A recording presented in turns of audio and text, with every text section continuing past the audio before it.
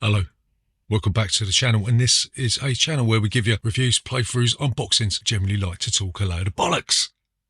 Tabletop gaming in general, and in this video we're going to be talking about a worker placement game. We're going to be talking about Dwellings of Eldervale. Why do they make these boxes so fucking big? And in this game, hang on. And in this game, you'll be placing your workers out on the board to take actions that will hopefully give you victory points that will allow you to win the game. I'll put this fucking thing down. So remember, if you're new here, then please consider subscribing to this channel, hit the like button and all that YouTube bullshit. See you after this.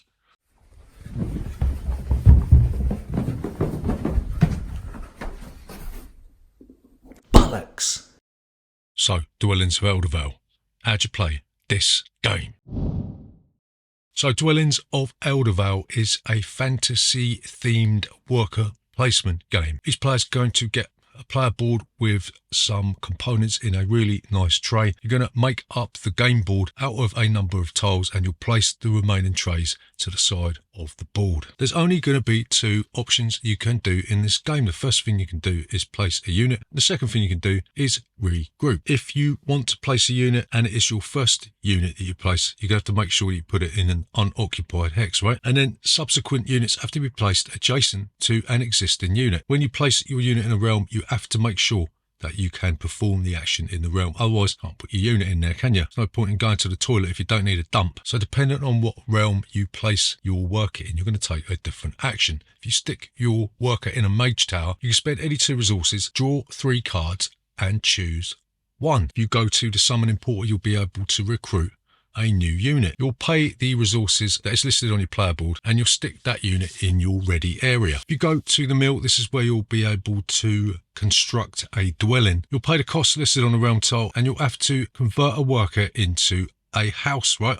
I know it seems a little bit weird, but this is a fantasy setting. Take one of the dwellings and you'll stick it on your worker's head. And then you will score 2 victory points for each adjacent dwelling of any player and 2 victory points for each adjacent ruin. And then you'll increase the elemental power equal to the number of elemental icons on the realm tile, yeah? When you set up the game, there'll only be a certain number of elements in place, so the game changes radically every time you play it, right? So if you go to a dungeon tile, then you will be able to do a little bit of exploring. You'll grab a new realm tile and you'll place it adjacent to at least 2 other realms. You'll be able to take an adventure card, you'll pay the cost, then you'll increase the elemental power depending on what type of card you took. And then you'll have the option to either burn a card or take another one, so long as you can pay the resources, yeah? And then you will reveal some new adventure cards, yeah? These adventure cards give you nice special abilities that you can use throughout the game. If you go to the fortress, you'll be able to sell 2 resources and gain 2 gold. Gold is a wild card in terms of resources, yeah? So there's a few little things you've got to remember when you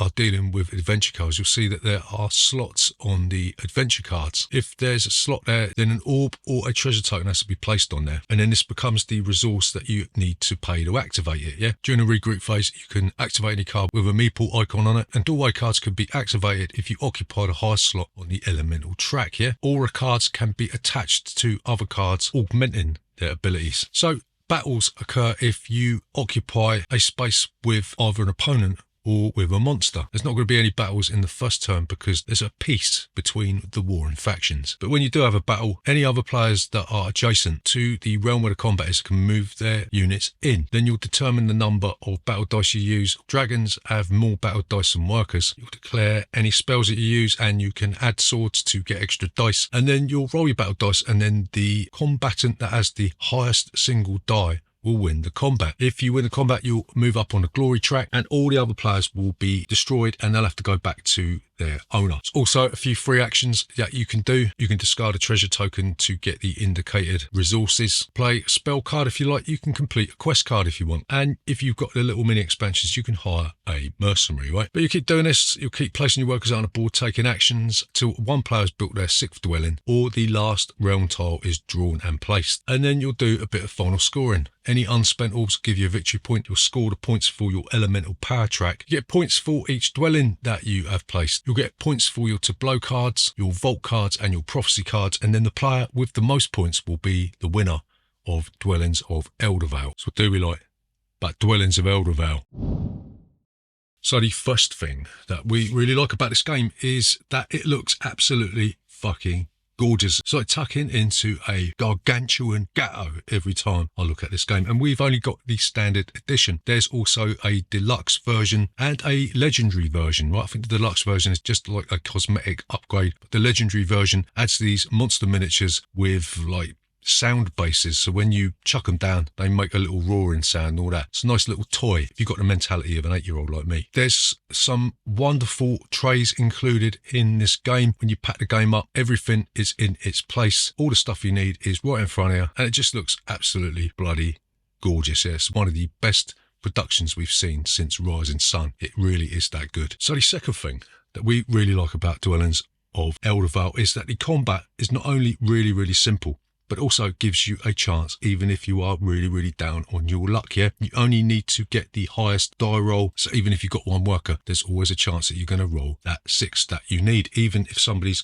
got a dragon with a load of swords chucked in, they might roll a load of shit, and that means that your lonely little 6 is going to win the day. But on the flip side of that, you've also got the option to load your combat round with loads of dice, giving you an extra chance. Yeah, so we like the fact that the combat is really simple, but it also gives you a chance. Not everybody is going to like that. Some people will think it's unfair that you can roll a die and still win the combat. But in games like this, which are relatively simple, it's good that there's a simple combat mechanism where you don't feel like you're drowning when you're playing. So the third thing, and the final thing that we like about Dwellings of Eldervale is this game gives you an epic feel in a relatively reasonable time frame. Yeah, this game doesn't go on forever and ever, and there's always something to do in this game. You never feel like you're waiting around for somebody else to take their turn. The game moves really quickly. There's quite a bit of player interaction with the combat, and where there's multiple paths to victory, you can focus on quite a lot of little things, or you can focus on just one area of the game and neglect the rest. It sort of fools the brain into thinking that it's a bigger game than it is. Maybe this is to do with the production quality and the size of the box. Yeah, you could send this to Gary Lineker and you could house a load of refugees in this box. It is really that big. So yeah, Dwellings of Eldervale is like the Doctor Who's TARDIS of worker placement games. Yeah, the box is big enough as it is, and the game sort of tricks you into thinking that it's larger than the sum of its parts, and that is a good thing. So what don't we like about Dwellings of Eldervale? So the first thing that we don't like about Dwellings of Eldervale is that the game feels a little bit too abstract for a fantasy theme. If you think about similar games to this, let's take Lords of Waterdeep, for example. There's a lot more theme in that game than there is for this. And I can hear some people at the back saying, well, Lords of Waterdeep doesn't have anything to do with Dungeons and Dragons at all, and you're just pushing cubes around, yeah? But at least you've got a lot more artwork anchoring the theme down, and it does feel like you're sort of a middleman in between the lords and the adventurers that you're going to be sending out. In this, it doesn't really feel like you're doing anything. I mean, who are you? You like a deity or something? Or are you a mercenary or something like that? There's just sort of like no real link between the mechanics and the theme of the game, yeah. And I would have liked there to have been maybe some kind of like intellectual property baked into this game just to make the theme that little bit better. So the second thing that we don't like about this game is that the adventuring doesn't actually feel like you are adventuring at all. You're going to be flipping over a card from a stack, be paying some resources, and then you're going to get a benefit. It doesn't really feel like you are going into a dungeon and doing anything in particular, right? And that's a real shame, yeah? If there was some way of incorporating some form of real sort of dungeon crawling into this game rather than flipping a card, that would have been a hell of a lot better. But I suppose at the end of the day, this is a worker placement game. It's not a dungeon crawler, so I suppose I am nitpicking a little bit, but it's my channel and I paid for this game out of my own money, so I can say what the fuck I like, yeah? So the final thing we don't like about Dwellings of Eldervale is, again, an issue with the theme. It's a little bit disjointed in what it wants to be. You've got these epic monsters that come out, these huge, massive monsters, juxtaposed alongside people building houses. Doesn't really make a lot of sense. Building dwellings is one of the main ways you're going to get victory points in this game. So, I mean, what are you? Are you a bricklayer or are you a fucking D&D 10th level fighter? I really don't know. And for a game that is teetering on the edge of being one of them event style games, the fact that building houses is one of the focal points of the game, just a little bit weird, isn't it? So to summarise, is Dwellings of Eldervale worth your time and bother today and in the future? So we are going to say yes, Dwellings of Eldervale is a great take on a kind of tired genre, yeah? Just when you thought worker placement games were stuck in the mire, along comes this one to kick that bunch of mechanisms further along the path. It does suffer from some thematic anomalies, and some of the design choices are a little bit underwhelming, but these qualms are largely immaterial, as Dwellings of Eldervale is probably one of the best worker placement games we've played in a very, very long time. Yeah, so there you go. That is Dwellings of Eldervale. So if you are new here, please consider subscribing to this channel. Hit the like button on that YouTube bullshit. See you next Tuesday.